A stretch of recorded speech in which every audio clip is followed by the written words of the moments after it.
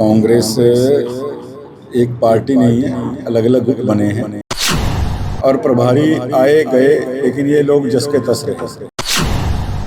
तो कांग्रेस के नेताओं का तो बड़ा क्लियर मानना है हरियाणा की कांग्रेस को कि पंचों की बात शर्माते, लेकिन पतनाड़ा यहीं बहे। कहते हैं ना कि अंगूर खट्टे हैं, सत्ता की चटपटाहट। बहुत वरिष्ठ हैं, सीनियर हैं, पर उनको ऐसी स्टेटमेंट्स नहीं देनी। अंबाला शहर में जलभराव की समस्या को लेकर सियासी पारा गर्म हो गया है। हाल ही में अंबाला शहर के विधायक निर्मल सिंह ने एक बयान जारी कर आरोप लगाया कि पिछले 12 सालों में अगर जल निकासी को लेकर ठोस कदम उठाए जाते तो आज शहर को इस समस्या का सामना न करना पड़ता। विधायक के इस बयान पर पलटवार करते हुए पूर्व मंत्री असीम गोयल ने इसे विपक्ष का एक सामान्य आरोप प्रत्यारोप करार दिया है।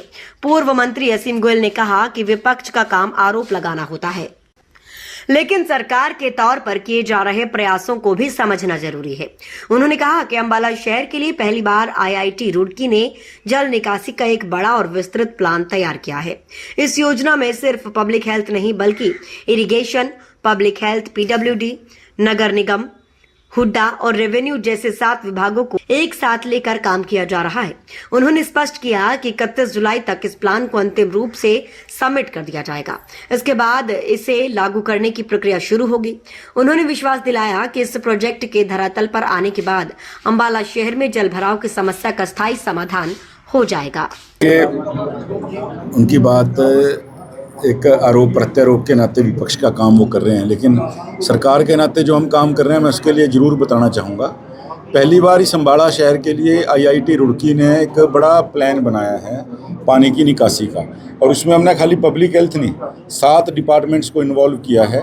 देखिए, प्लान के एग्जीक्यूशन में बड़ा टाइम लगता है और ये प्लान बन रहा है पूरी तरह से। जो रुकावटें आई हैं, और मैं तो समझता हूँ जो मशरूमिंग हो रही है, और लोग जो हैं सस्ते प्लॉट्स के चक्कर में प्लॉट्स को ले लेते हैं। अर्बनाइजेशन पिछले 12 साल में कितनी बढ़ी है आप देखिए, और वो नेचुरल जो एक फ्लो था उसके अंदर रुकावट आई है। और ड्रेन्स को लेके भी लगातार किस तरह बननी चाहिए, क्या उनकी डायरेक्शन होनी चाहिए, कहाँ जाके उनको मिलना है, निकासी कहाँ होनी है।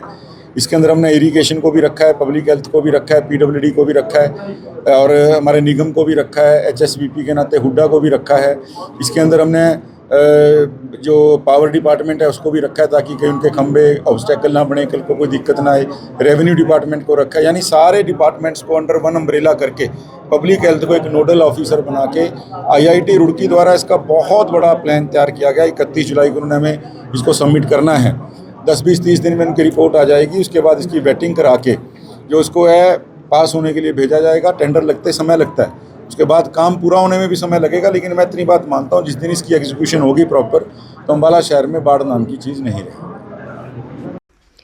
अंबाला में लगातार हो रहे जलभराव से शहरवासी परेशान हैं और अब इसे लेकर प्रशासनिक अधिकारियों की कार्यशैली और उनकी लापरवाही पर सवाल उठने लगे हैं। असीम गोयल ने बताया कि उन्होंने खुद इस मामले को लेकर उच्च अधिकारियों से टेलीफोन संवाद किया है और उन्हें सख्त निर्देश दिए हैं। उन्होंने स्पष्ट किया कि वे स्थिति की लगातार मॉनिटरिंग कर रहे हैं। असीम गोयल ने कहा कि उन्होंने स्थानीय एमसी और संबंधित अधिकारियों को तुरंत फील्ड में उतरने के कड़े निर्देश दिए हैं। देखिए, टेलीफोनिकली मेरी 2 बार इनके उच्च अधिकारियों से बात हुई, मैं बाहर था।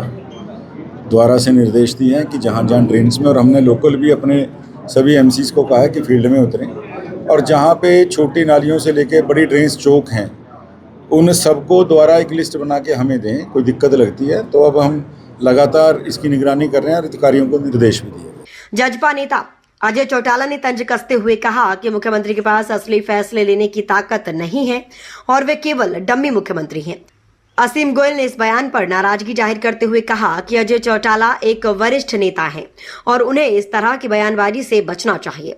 असीम गोयल ने कहा, ये सत्ता में ना होने की छटपटाहट है और ये मुख्यमंत्री तो डम्मी है। इसने तो थारे कहने पे या टीका लगवाई भी थी एक बार, पर वो मुख्यमंत्री असली तो दिल्ली में बैठे है खट्टर, और उसका सरकार चलावे कोई खुल्लर। ये खट्टर खुल्लर की सरकार है, इसकी सरकार को नहीं हो तो ये तो स्टैंप है।